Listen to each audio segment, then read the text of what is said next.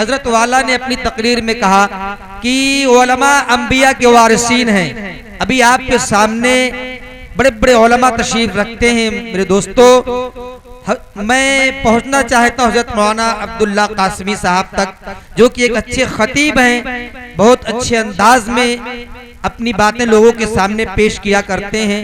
मेरे दोस्तों तशरीफ रखते हैं, जो अपने करीब मदरसा इमदादुल उलूम के जिम्मेदार हैं, सदर मोहतरम हैं, आप तशरीफ रखते हैं। हालांकि मौलाना बेचारे बीमार थे, लेकिन जलसे की बात थी, तशरीफ लाए, मैं इनका मशकूर ममनू हूँ और वो अपना कीमती वक्त हमारे इस जलसे के साथ दे रहे हैं, अंजुमन खुद्दाम सहाबा के साथ दे रहे हैं। उन्हें बड़े अदब एहतराम से गुजारिश करता हूँ कि आप तशरीफ लाएं और अपनी बेहतरीन मवाइज़े हसना से हम तमाम लोगों को मुस्तफ़ीज़ फरमाएं। वस्सलातु वस्सलामु अला रसूलिहिल करीम, अम्मा बाद, फ़अऊज़ु बिल्लाहि मिनश शैतानिर रजीम, बिस्मिल्लाहिर रहमानिर रहीम। या अय्युहन नबिय्यु कुल लि अज़वाजिका व बनातिका व निसाइल मुअमिनीन युदनीना अलैहिन्ना मिन जलाबिबिहिन्ना ज़ालिका अदना अन युअरफ़ना फला युअज़ैन। व क़ाल तआला वक़रन फ़ी बुयूतिकुन्न वला तबर्रजन तबर्रुजल जाहिलिय्यतिल ऊला वाक़िमना अस्सलात वातीना अज़्ज़कात वअतिअना अल्लाह व रसूला। सदक़ल्लाहु मौलाना अज़ीम। बिरादरान अज़ीज़, अभी आपके सामने मौलाना ने सीरत रसूल और मदह सहाबा पर एक जामिअ खिताब किया, लिहाजा मुझे इस उन्वान पर बात करने की इजाज़त दी गई कि पर्दा और इस्लाह मुआशरा पर बात की जाए। मैं मुख्तसर सा वक्त आपका लूँगा, चूँकि वक्त भी काफ़ी ज़्यादा हो चुका है।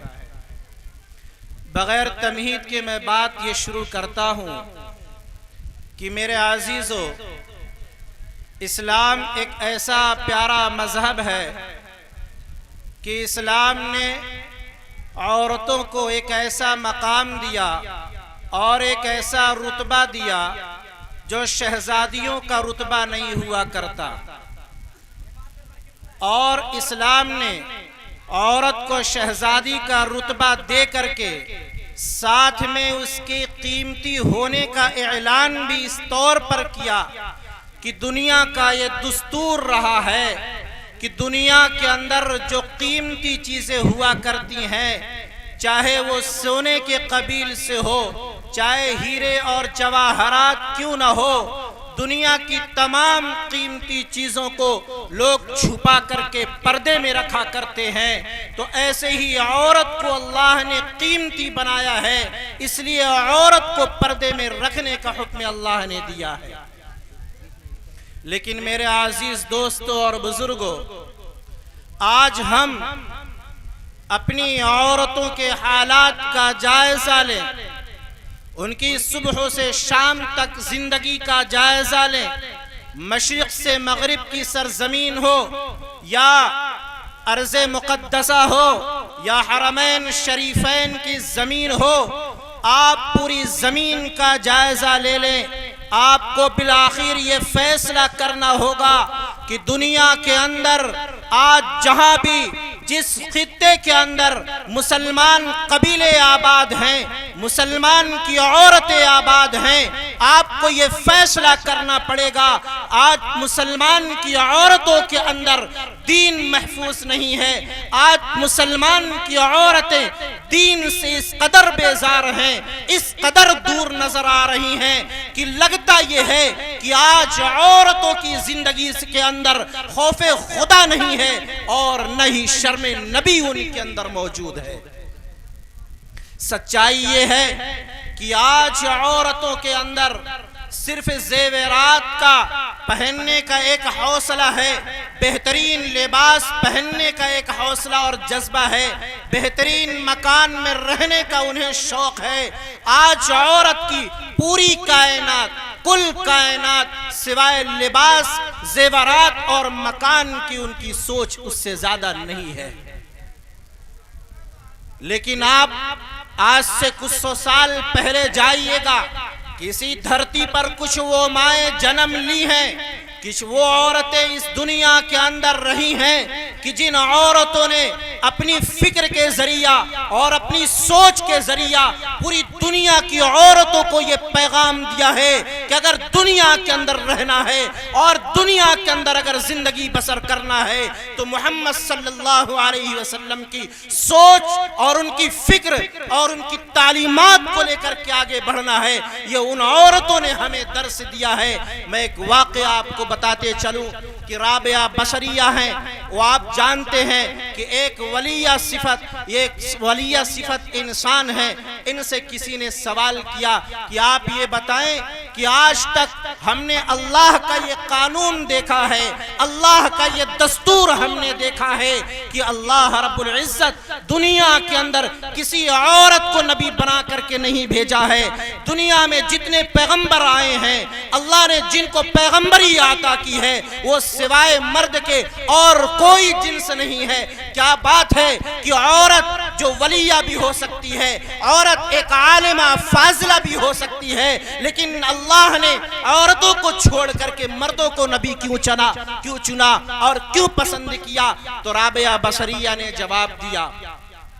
राबिया बसरिया ने कहा कि बात आपकी दुरुस्त है, लेकिन सच्चाई ये है कि कुदरत का ये फैसला है और कुदरत कामिला और हिकमत बालिगा ये फैसला करती है कि दुनिया में सिवाय आदम के तमाम नबियों की मां रही है। लेकिन ये भी याद रखिएगा, दुनिया में जितने पैगंबर आए हैं वो इसी औरत की गोद में परवरिश पाए हैं। दुनिया में जितने रसूल आए हैं उन्होंने इस औरत की गोद में अपनी परवरिश को पाया और वहीं से परवान चढ़े। ये सोच थी औरतों की, और ऐसी औरतें थी कि अल्लाह उनकी गोद के अंदर पैगंबर पैदा करता था। अल्लाह उनकी गोद के अंदर बड़े बड़े वलियों को अल्लाह ने पैदा किया है। लेकिन आज बात क्या है कि आज हमारी वही औरतें आबाद हैं, आज वही सिन्फ़े नाजुक मौजूद है, मगर आज उस औरत के गोद से कोई ऐसा बच्चा क्यों नहीं पैदा होता जो हजरत निजामुद्दीन औलिया की जैसे रखने वाला हो। आज उस गोद से ऐसा बच्चा क्यों नहीं पैदा होता जो मोहम्मद बिन कासिम जैसा हो? वजह उसकी ये है कि आप सल्लल्लाहु अलैहि वसल्लम के जमाने से लेकर के आप देखिएगा कि जितनी औरतें आई हैं उन औरतों के अंदर फिक्र आखिरत मौजूद थी, खौफ खुदा उनके अंदर था, और वो कब्र के खौफ से और कब्र के फितने से, उसके आजाब से बचने के लिए उनके पास एक जज्बा मौजूद था। मगर आज हमारी औरतों के अंदर न तो फिक्र आखिरत है साहब, और न ही हमारी औरतों के अंदर खौफ खुदा है, न ही हमारी औरतों के अंदर कब्र का खौफ है। जिसका नतीजा ये है साहब, मैं अपनी बात पर आ रहा हूं कि जिसका नतीजा हम और आप ये देखते हैं कि आज वो औरत कि जिसको इस्लाम ने एक मकाम दिया है, आज वो औरत अपने घरों से निकल करके ब्यूटी पार्लर के अंदर जाती है, अपने जिस्म का मसाज करा करके लौटती है। आप ये बताइए कहां गई वो औरतें? क्या उनके अंदर कब्र का खौफ नहीं मौजूद है? आज हम अपनी औरतों को देखते हैं कि वो पेट पालने के लिए अपने कदम को हराम लुक़मे की तरफ बढ़ाती नजर आ रही हैं। मैं कहना चाहता हूं कि मेरी माओ और बहनों, आप ये फैसला करो, क्या आपको इस दुनिया से मरना नहीं है?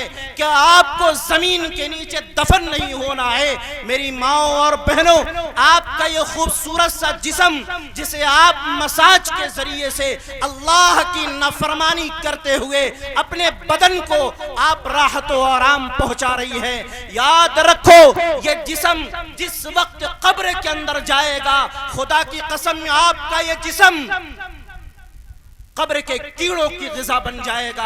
आपका ये जिस्म कब्र के अंदर रहने वाले बिच्छुओं की ग़िज़ा बन जाएगा। आपका ये जिस्म सांपों का जिस्म बन जाएगा। मेरी बहनों, आपके अंदर वो सकत नहीं है, आपके अंदर वो ताकत नहीं है कि तुम अज़ाब इलाही को बर्दाश्त कर लो। तुम्हारे अंदर वो ताकत नहीं है कि तुम अल्लाह के अज़ाब को सह लो, इसलिए कि तुम तो वो सिनफ़े नाजुक हो कि अगर मोमबत्ती की एक लपक तुम्हारे ऊपर आ जाए तो तुम उसे बर्दाश्त करने की ताकत नहीं रखती हो। मेरे नबी सल्लल्लाहु अलैहि वसल्लम वाक़े में राज में गए। आप सल्लल्लाहु अलैहि वसल्लम ने देखा कि कुछ ऐसी जगह है कि जहां से रोने की आवाज़, जहां से चीखने चिल्लाने की आवाज़। तो आप सल्लल्लाहु अलैहि वसल्लम ने जिब्रील अमीन से पूछा कि भाई ये कौन लोग हैं। आप सल्लल्लाहु अलैहि वसल्लम ने सवाल किया ये कौन लोग हैं। तो आकाए दो आलम सल्लल्लाहु अलैहि वसल्लम को जिब्रील अमीन ने बताया। मैं उससे पहले बात भी कह दूं कि आज हमारी सोसाइटी के अंदर फैशन परस्ती इस कदर जोर पकड़ चुकी है, इस कदर जोर पकड़ चुकी है कि आज हम नबी पाक सल्लल्लाहु अलैहि वसल्लम के तरीके से दूर चले जा रहे हैं। आप बताएं तो सही, क्या हम अपने नबी की वफाओं का सिला ये दे रहे हैं कि जिस पैगंबर ने हमारे और आपके लिए ताइफ के मनाजिर को हमारे सामने रखा, जिस पैगंबर ने हमारे और आपके लिए अपने जिस्म पर पत्थर भी खाए हैं, आज उसी नबी से बेवफाई हम कर रहे हैं। आज हमारी औरतें उस नबी की जिंदगी को पसंद नहीं कर रही हैं। बताओ तो सही, वो नबी ऐसा नबी था कि जिसने पत्थर खाया है, और ऐसे जमाने के अंदर पत्थर खाया है कि साहब जब औरतें पैदा होती थी ना, वहां का रिवाज ये था कि उन बच्चियों को, उन औरतों को जिंदा दफन कर दिया जाता था। वो आमिना का लाल था, वो अब्दुल्लाह का दुर्रे यतीम था, जिसने पत्थर भी खाए थे, लेकिन ऐसा मकाम आपको दिया है कि जन्नत को आपके कदमों के नीचे ला करके रख दिया है। ऐसा पैगंबर जिसने आपकी इज्जतों को दोबारा कर दिया। एक वाक़े से मैं उसको वाज़े कर दूं, हजरत खदीजा का नाम किसने नहीं सुना होगा। इनकी दूसरी शादी जब हुई, फिर उसके बाद जब शौहर से वो अपना अलग हुई, तो आप सल्लल्लाहु अलैहि वसल्लम के साथ इनका निकाह तो होता है, मगर हजरत खदीजा का ये फैसला होता है कि मैं अब निकाह नहीं करूंगी। लेकिन जब चेहरे वज़ुहा पर नजर पड़ती है तो खदीजा ने फैसला किया कि मैं इनसे निकाह करूं। आप सल्लल्लाहु अलैहि वसल्लम ने उनसे निकाह किया, आपकी ज़ौजियत में आई। आप देखिएगा कि एक औरत जिसका मकाम अरब की जमीन पर कुछ नहीं था, वो औरत अरब की सरजमीन पर मर्दों का खिलौना बन करके नाचती थी, लोग उसे खिलौना समझ करके खिलाते थे। उस औरत को, खदीजा को, अल्लाह के नबी ने वो मकाम दिया। सूरह अहज़ाब के अंदर अल्लाह ने बयान कर दिया, ए नबी, आपकी औरतें तमाम मुमिनीन की माँ है। इसी पर बस नहीं, बल्कि आप सल्लल्लाहु अलैहि वसल्लम की बीवी हजरत खदीजा को अल्लाह ने इस तरह से पसंद किया, जिब्रील अमीन के जरिए से खदीजा को सलाम भी कहलवाया है। ये मकाम आप सल्लल्लाहु अलैहि वसल्लम ने, अल्लाह ने हमको दिया है। लेकिन सच ये है कि आज मैं कहना चाहता हूँ कि आज हमारी औरतों को सीरियल का भूत सवार है, हमारी औरतों को फिल्मों का भूत सवार है। मेरी बहनों, आपको ये सीरियल, आपको ये फिल्में, आपको ये ड्रामे जहालत की तरफ लेकर के जाती हैं। आओ उस तालीमात नबवी सल्लल्लाहु अलैहि वसल्लम की तरफ कि जिस तालीमात का मुकाबला दुनिया के अंदर कोई तालीम नहीं कर सकती है। आओ ऐसी तालीमात की तरफ। तालीमात क्या है? मैंने कुरान की आयत पढ़ी थी, या अय्युहन नबी कुल लिअज़वाजिका व बनातिका व निसाइल मुमिनीना युदनीना अलैहिन्ना मिन जलाबिबिहिन्ना। कुरान की आयत चीख कर कहती है, ए नबी की औरतें, आप, ए नबी, आप अपनी औरतों से कह दीजिए कि वो अपने ऊपर पर्दे को डाल करके रखें। आप बताएं तो सही साहब, किसे खिताब किया जा रहा है? नबी की औरतों को खिताब किया जा रहा है, जिसकी पाकीज़गी का हम बयान नहीं कर सकते कि अल्लाह ने उनकी पाकीज़गी का अगर मसला आ जाए तो सूरह नूर उतार देता है नबी की औरतों की सफाई को बयान करने के लिए। तो मेरे अजीजों, अल्लाह रब्बुल इज्जत ने नबी की औरतों को खिताब किया कि पर्दा इख्तियार करो, तो जाहिर सी बात है हमारी और आपकी औरतों के लिए तो हुक्म है ही। कुरान की आयत कहती है वक़र्न फ़ी बुयूतिकुन्न वला तबर्रजना तबर्रुजल जाहिलियतिल ऊला। कुरान ये कहता है कि ए नबी की औरतें अपने आप को घर के अंदर जमा करके रखो, घर से बाहर ज़माने जाहिलियत की तरह ज़ेबो ज़ीनत करके मत निकलो। लेकिन मैं देखता ये हूँ कि आज हमारी सोसाइटी का हाल ये है कि हमारी औरतें जब बाजार में निकलती हैं अपनी आबरू को बना करके निकलती हैं, अपने भवों को सवार करके निकलती हैं, और हद तो ये है कि अपनी आंख में लेंस लगा करके निकलती हैं ताकि खूबसूरती का हम एक मिसाल लोगों के सामने पेश कर दे। मेरी माओ और बहनों, मैं आपसे कहना चाहता हूँ, आप ये बताओ क्या अल्लाह की दी हुई आंखें, क्या अल्लाह का दिया हुआ हुस्न आपको पसंद नहीं है? खुदा की कसम, कुरान की आयत कहती है लक़द ख़लक़नल इंसाना फ़ी अहसनी तक़वीम। इंसान से ज्यादा खूबसूरत अल्लाह ने कोई पैदा ही नहीं किया है। तो आप अपनी आंखों के अंदर लेंस लगाते हैं, लेकिन ये फैसला सुन लो कि अल्लाह के हुस्न का मुकाबला दुनिया का कोई हुस्न नहीं कर सकता। तो मैं अर्ज़ कर रहा था कि मेराज की रात में आकाए दो आलम सल्लल्लाहु अलैहि वसल्लम तशरीफ ले गए। रोने की आवाज सुनी, जिब्रील अमीन से पूछा कौन? जिब्रील ने जवाब दिया कि मेरे आका, ये वो औरतें हैं, ये वो औरतें हैं, ये वो लड़कियां हैं जो दुनिया के अंदर रह करके अपने आप को सजती और संवरती इसलिए थी ताकि मुझे दुनिया का कोई लड़का पसंद कर ले। मेरे भाइयों, नबी पाक सल्लल्लाहु अलैहि वसल्लम की इस रिवायत से पता चलता है कि अगर आप नाजायज तरीके से औरतों को, अपने शौहर को खुश करने के अलावा किसी और को खुश करने के लिए अगर आपने ज़ेबो ज़ीनत इख्तियार किया है, खुदा की कसम जहन्नम के गड्ढे आपके लिए तैयार किए गए। आज हमारी औरतों में एक फैशन बन गया है कि साहब दीनदारी भी और गुनहगारी दोनों एक साथ जमा करने की कोशिश कर रहे हैं, हमारे मर्द भी, हमारे बच्चे भी। और वो कैसे? कहते हैं कि हम जो है मोबाइल के अंदर कुरान भी रखेंगे और मोबाइल के अंदर सीरियल भी रखेंगे। याद रखो, ये ज़ाब्ता है कुदरत का कि जिस दिल के अंदर गुनाह होगा उस दिल में खौफे खुदा नहीं हो सकता, और जिस दिल के अंदर खौफे खुदा हो उस दिल के अंदर गुनाह नहीं हो सकता।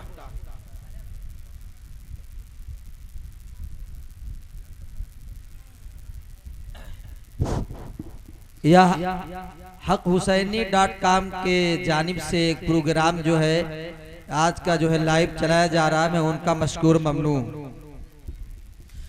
तो मेरे अजीजों, मैं आपसे कहना चाहता हूँ, हमारे मुआशरे में औरतों की एक सबसे बड़ी खराबी ये है कि हम अपने घरों के अंदर पर्दे का कोई नज़्म नहीं रखते हैं।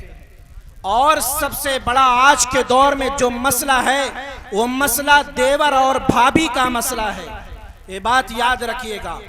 मैं एक रिवायत सुनाता हूँ कि एक सहाबिया हैं हजरत आसमा बिन्त उमैस रज़ी अल्लाहु अन्हा, वो हजरत अली रज़ी अल्लाहु अन्हु की भाभी किसी तरह से लगती हैं। जब से पर्दा की आयत नाजिल हुई, हजरत अली ने हजरत आसमा बिन्त उमैस चेहरा बेपर्दा नहीं देखा है, पर्दे के साथ उनसे मुलाकात किया है।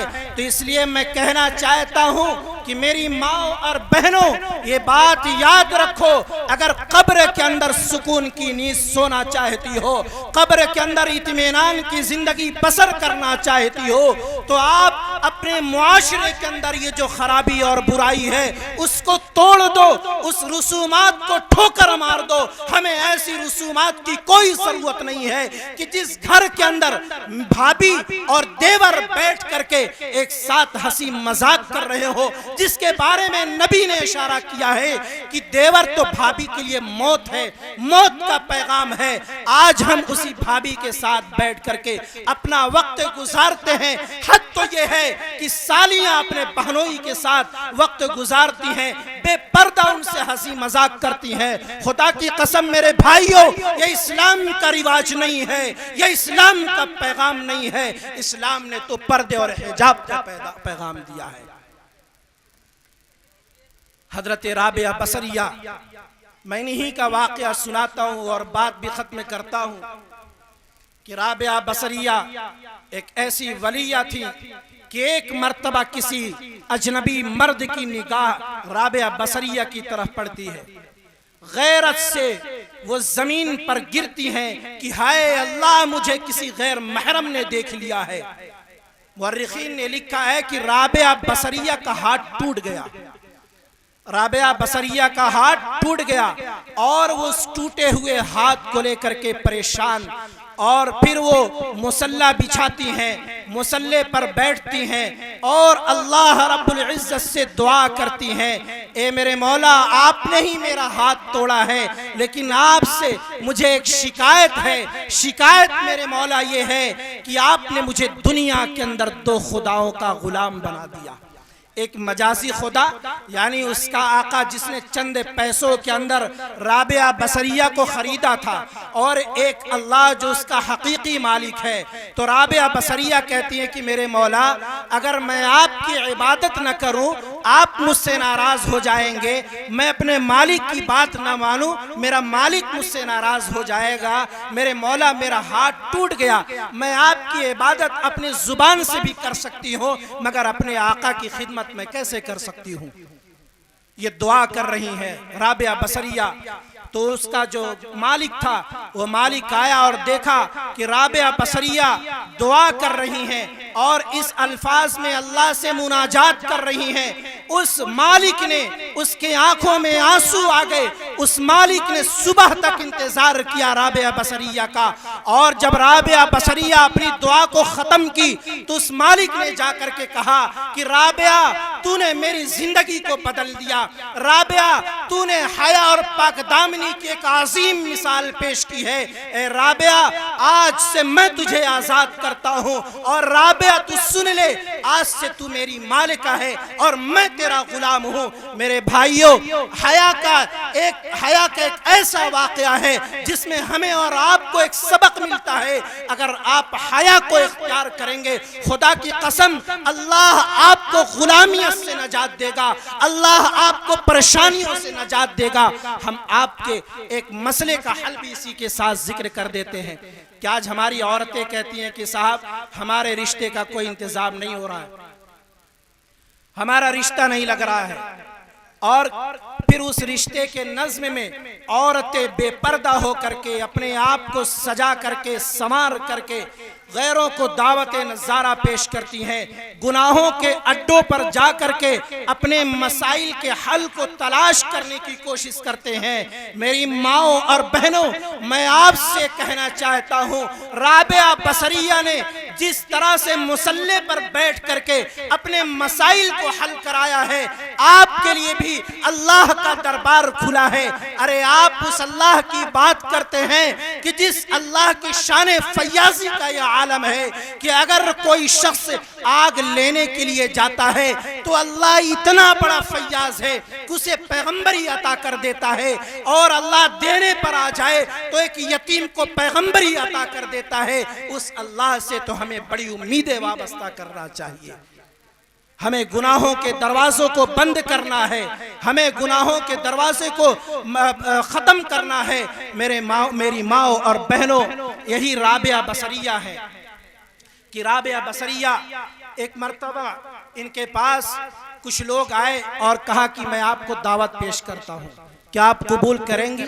उन्होंने कहा कि हाँ। तो इनके पास भून करके एक बकरी का गोश्त लाया गया। मैं मुख्तसर जिक्र कर रहा हूँ कि भून करके एक बकरी का गोश्त लाया गया। राबिया बसरिया उस गोश्त को देख करके रोने लगी। लोग उस मजलिस के अंदर थे, उन लोगों ने सोचा कि हो सकता है कि राबिया की शान में कोई गुस्ताखी हो गई हो। कहा कि आपकी शान में अगर कोई गुस्ताखी हो तो मैं माफ़ी चाहता हूँ। कहा कि नहीं, गुस्ताखी नहीं है। ये बताओ, आपने जो गोश्त लाया है बकरी का, ये बकरी आपने जिंदा भूना है या काट करके उसका गोश्त भूना है? लोगों ने कहा कि बकरी को ज़िबा किया, ज़िबा करने के बाद हमने उसका गोश्त भूना है। फिर राबिया बसरिया रोने लगी। लोगों ने पूछा क्या बात है? कहा कि मेरी माओ और बहनों, सबक हासिल करो इस बकरी के गोश्त से कि जिस बकरी को काट करके उसकी जान को निकाल करके आग में भून करके पेश किया गया है, याद रखो अल्लाह का अजाब इससे भी खतरनाक है। कुरान कहता है इन्ना बत्श रब्बिका लशदीद, बेशक आपके रब की पकड़ बड़ी जबरदस्त है। याद रखो अल्लाह जब अपने गुनहगार बंदों और बंदियों को जहन्नम के अंदर डालेगा तो उन्हें मुर्दा नहीं जिंदा जहन्नम के अंदर डालेगा, और उस अजाब को कैसे बर्दाश्त करोगे उसका तुम तसव्वुर भी नहीं कर सकते। ये फिक्र थी, उनकी सोच थी, उन्होंने सबक लिया कि किस तरह से आखिरत के अजाब होंगे। तो इसलिए मेरे अजीज दोस्तों और बुजुर्गों, आप सहाबियात के उस मकाम को देखिएगा कि सहाबियात ने जिंदगी कैसे गुजारी है। एक सहाबी के तकवे का और उसकी हया का, उसकी पाकदामनी का वाक़या जिक्र कर दूं कि एक सहाबिया हुजूर सल्लल्लाहु अलैहि वसल्लम की खिदमत में हाजिर होती हैं और अर्ज करती हैं, अल्लाह के रसूल मुझे मिर्गी की शिकायत है, ए मेरे अल्लाह के रसूल आप दुआ फरमा दीजिए, आप दुआ फरमा दीजिए कि अल्लाह शिफा दे दे। आप सल्लल्लाहु अलैहि वसल्लम ने फरमाया कि अगर मैं तुम्हें जन्नत की जमानत न दे दूं, यानी क्या मैं तुझे जन्नत दे दूं? तो उस औरत ने कहा, अल्लाह के रसूल बात क्या है? आपने फरमाया कि इस मर्ज पर तुम जो है सब्र कर लो, मैं तुझे जन्नत दे दूंगा। अल्लाह के नबी दावा कर रहे हैं, वादा कर रहे हैं।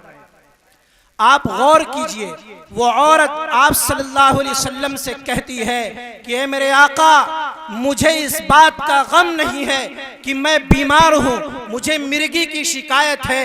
ए मेरे आका, मैं बीमारी से परेशान नहीं हूँ, लेकिन मुझे खौफ इस बात का है, ए मेरे आका, जब मिर्गी मुझे आती है जमीन पर मैं गिर पड़ती हूँ, मेरे आका मेरा दुपट्टा खिसक जाता है, मेरा कपड़ा इधर उधर हो जाता है, मेरे मौला मेरी सतर को दूसरे लोग देख लेते हैं बेहोशी के आलम में। ऐ मेरे मौला, आप मेरे अल्लाह से ये दुआ कर दीजिए कि मेरे मौला जब मुझे मिर्गी की शिकायत हो, तुम मेरे अंदर इतना शऊर हो कि मैं अपने दुपट्टे को सीधा कर लूं, मैं अपने कपड़े को सीधा कर लूं। कुर्बान जाइए ऐसी हया पर, ऐसी पाकदामनी पर कि बीमारी के आलम में भी सहाबियात अपनी पाकदामनी को छोड़ने के लिए तैयार नहीं है।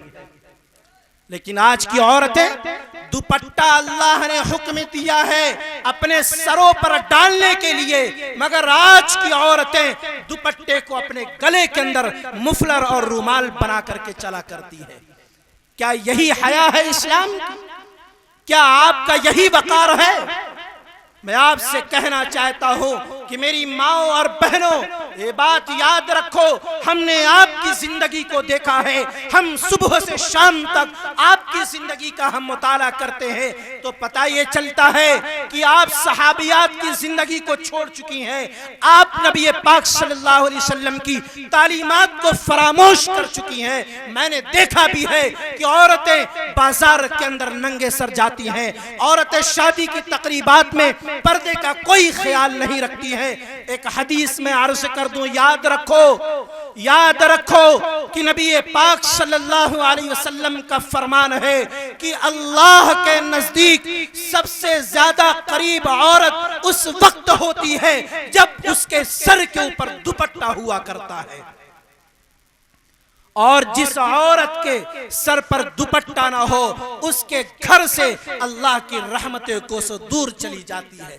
आज हम रहमतें तलाश करते हैं कि अल्लाह की रहमत कहीं से नाजिल हो जाए, कभी नहीं हो सकता जब तक कि अल्लाह के कानून, उसके ज़ाब्ते को आप अपनी जिंदगी के अंदर नहीं उतारेंगे। याद रखिएगा, रहमतें खुदाबंदी आपके घर से निकल जाएगी, मगर घर के अंदर कभी रहमतें खुदाबंदी नहीं आ सकती है। बड़े अफसोस के साथ ये कहना पड़ता है कि एक शायर ने कहा है कि मसला कौन सा था, कौन सी मजबूरी थी, भाई बैठा था, बहन घर से निकली। कि आज हम अपने घरों के अंदर देखते हैं, हम किसी बहन के भाई भी होंगे, हम किसी बीवी के शौहर भी होंगे और हम किसी बेटी के बाप भी होंगे, लेकिन हम उसी घर के अंदर देखते हैं कि बहन घर से निकल के जा रही है, भाई बोलने के लिए तैयार नहीं है, बेटी घर से बेपर्दा जा रही है लेकिन बाप बोलने के लिए तैयार नहीं है, और बीवी घर से जा रही है मगर शौहर बोलने के लिए तैयार नहीं है। क्या हुआ आपकी अक्ल को, क्या हुआ आपकी सोच को? याद रखो मेरी औरतों, मेरी माओं और बहनों, मैं आखिरी पैगाम आपको देता हूं कि आप बाजारों के अंदर अगर जाएं तो बापर्दा जाएं, आप किसी गैर महरम का सामना करें, बापर्दा करें, वरना खुदा की कसम नबी की यह हदीस है आपके सामने मैं रखता हूं और बात खत्म करता हूं कि आकाए दो आलम सल्लल्लाहु अलैहि वसल्लम ने फरमाया कि जो औरत ऊंट के कोहान की तरह, आपने देखा होगा कि ऊंट के ऊपर एक ऊंचा सा नजर आता है उसे कोहान कहा जाता है, जो ऊंट के कोहान की तरह मटक मटक करके जो औरत चलती है, खुदा की कसम नबी का फरमान यह है कि उस औरत पर जन्नत को हराम कर दिया जाएगा, उस औरत पर जन्नत की खुशबू को हराम कर दिया जाएगा। इसलिए मेरा आपसे पैगाम यह है मेरी माओ और बहनों कि आप अपनी जिंदगी के अंदर नबी पाक सल्लल्लाहु अलैहि वसल्लम को आइडियल बनाएं और सहाबियात को आइडियल बनाएं, और जो इससे पहले इस्लाम की आज़ीम औरतें जो गुजरी हैं उन्हें अपना आइडियल बनाएं। दुनिया की फिल्मी जो एक्टर्स हैं, हीरोइनें हैं, हीरोज हैं, उनको अपना आइडियल कभी ना बनाएं, इसलिए कि आइडियल का एक टाइटल अल्लाह ने नबी के साथ लागू कर दिया है, लक़द कान लकुम फी रसूलिल्लाहि उस्वतुन हसना। अगर आपको आइडियल बनाना है, मोहम्मद की जिंदगी को अपनाओ सल्लल्लाहु अलैहि वसल्लम, उससे बेहतर जिंदगी दुनिया में किसी और शख्सियत की नहीं हो सकती है। अल्लाह ताला हम सबको कहने सुनने से ज्यादा अमल की तौफीक अता फरमाए। वमा अलैना इल्लल बलाग।